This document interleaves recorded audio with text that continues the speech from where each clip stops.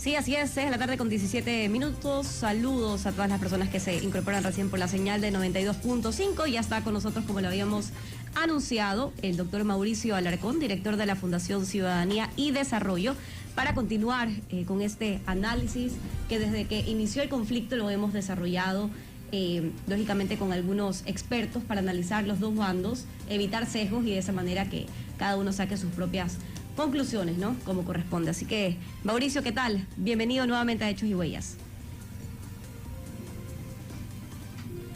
Saludar a ustedes y a nuestra audiencia de Forever, y pues aquí listos para seguir la discusión, como bien han dicho.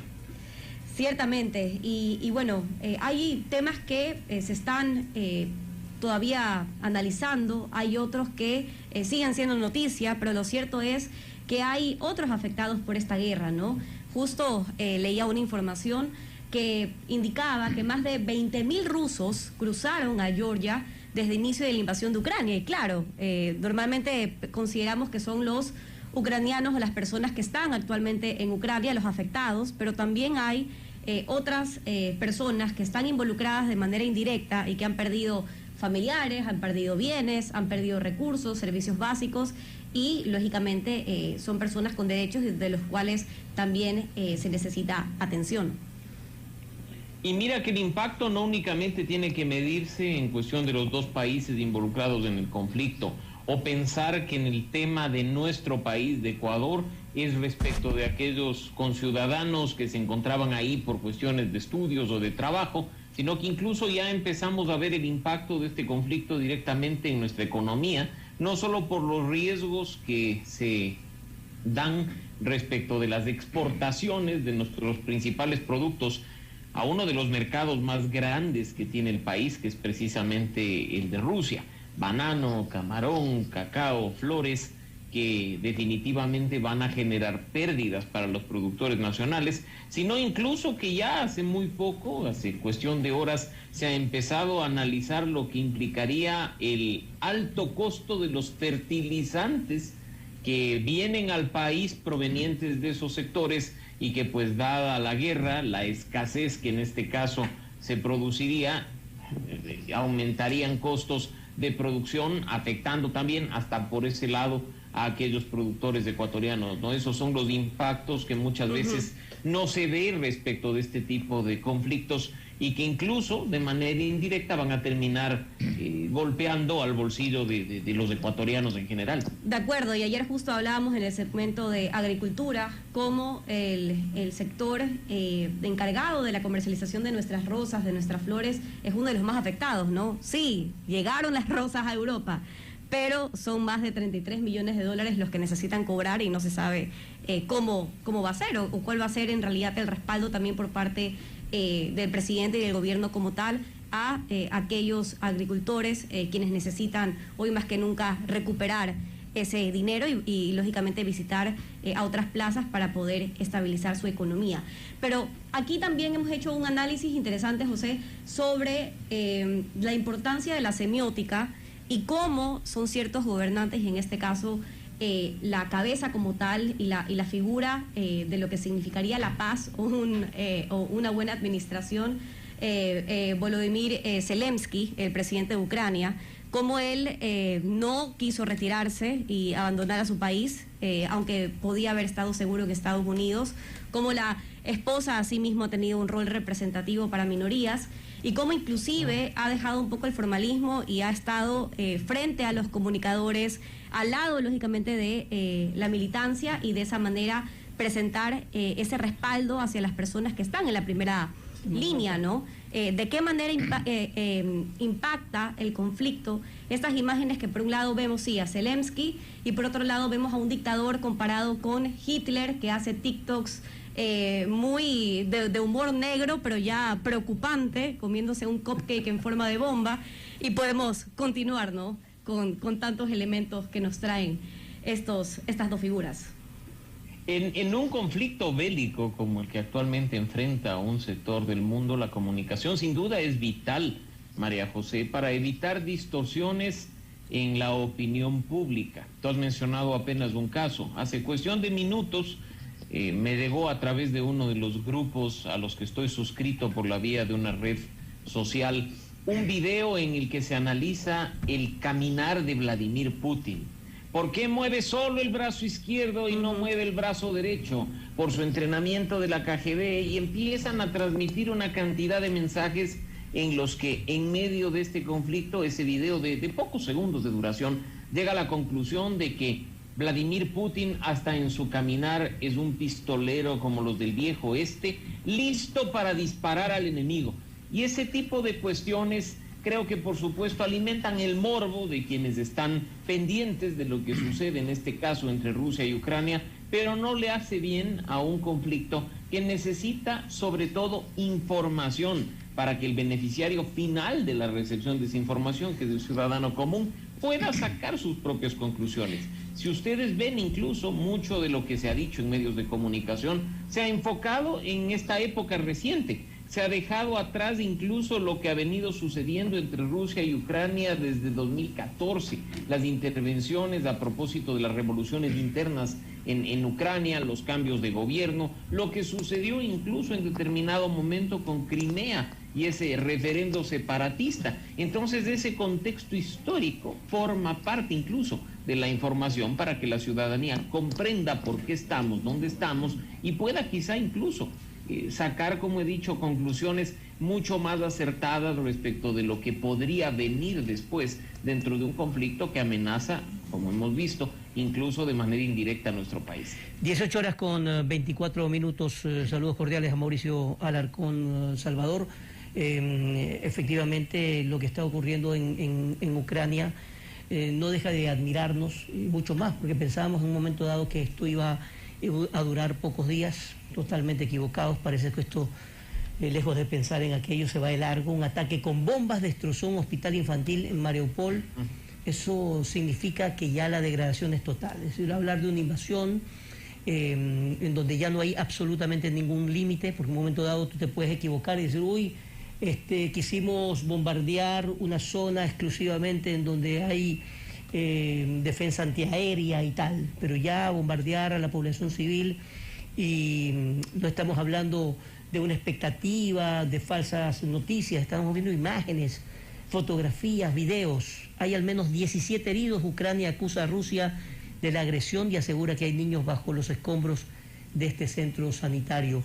Mauricio, más allá de este análisis, ¿qué es lo que puede esperar dentro de la geopolítica una eventual participación de la OTAN liderada por los Estados Unidos? ¿Cuánto más tiene que pasar para que en un momento dado venga lo peor, es decir, una intervención bélica con características que nadie puede predecir?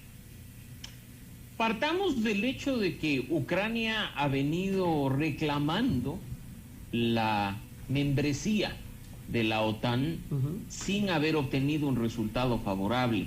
¿Por qué hablamos en este caso de la OTAN? ¿Por qué nos referimos a una organización que lo que busca en definitiva es vigilar por la seguridad en una zona específica del mundo? Precisamente porque Ucrania ha venido reclamando su ingreso durante mucho tiempo. Y si bien es cierto que Ucrania no es miembro de la OTAN, sigue sin serlo. Han sido otros miembros los que han enviado armas, los que han enviado suministros a Ucrania para resistir, como han dicho, a la lucha contra los rusos.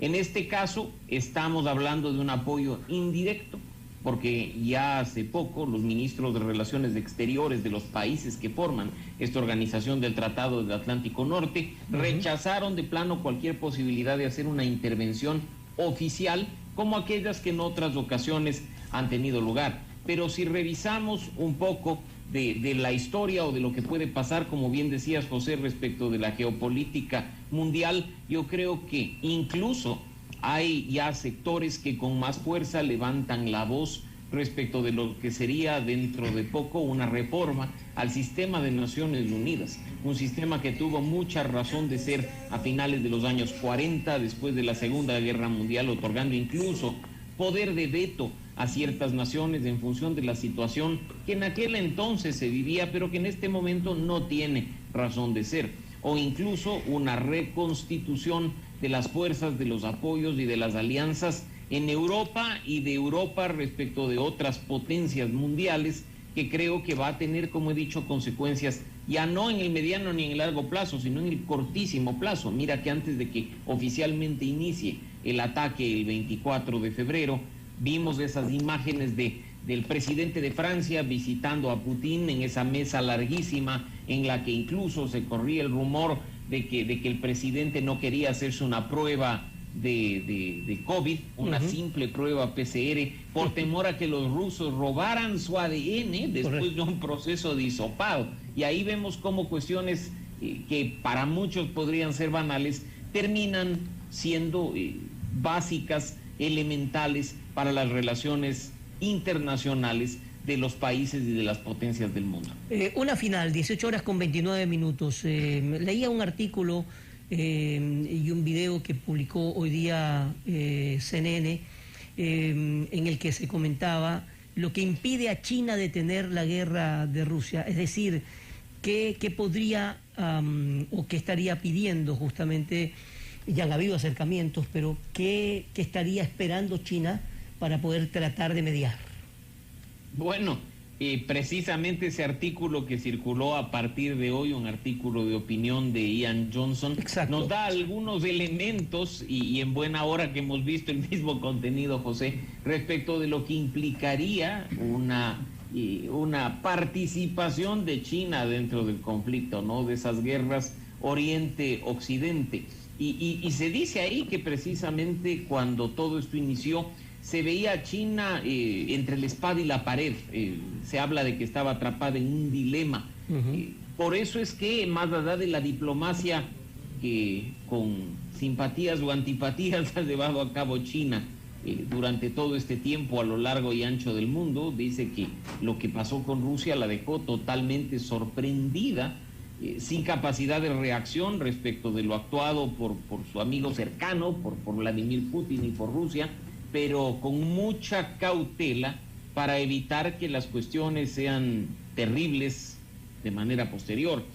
Además, incluso en este artículo se dice que la reticencia de China a intervenir no es un asunto nuevo, porque muchas veces Occidente, los líderes principalmente de Europa y de Estados Unidos, han presionado al país asiático para que sea su socio estratégico, para que ayude a hacer un contrapeso en lo que se denomina el orden mundial, pero que China ha sido bastante cauto creo yo, a cualquier acción, teniendo claro cuál es el poder tanto bélico como diplomático como económico, elementos que no son ajenos dentro de este escenario internacional. Y no nos olvidemos, José, y ese tema podría darnos para un programa de largo, el problema de nuevo que en este momento enfrenta Taiwán respecto de China, e incluso antes de que se formalice este conflicto Rusia-Ucrania, se hablaba incluso de una posible invasión china a Taiwán y de las consecuencias que esto traería en cuanto a la intervención de otros países, muy